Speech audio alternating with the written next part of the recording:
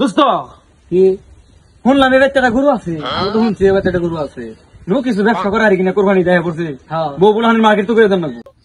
ভাই ভাই আছেন না? ভাই আসি তো বাড়িতে, কি হয়েছে?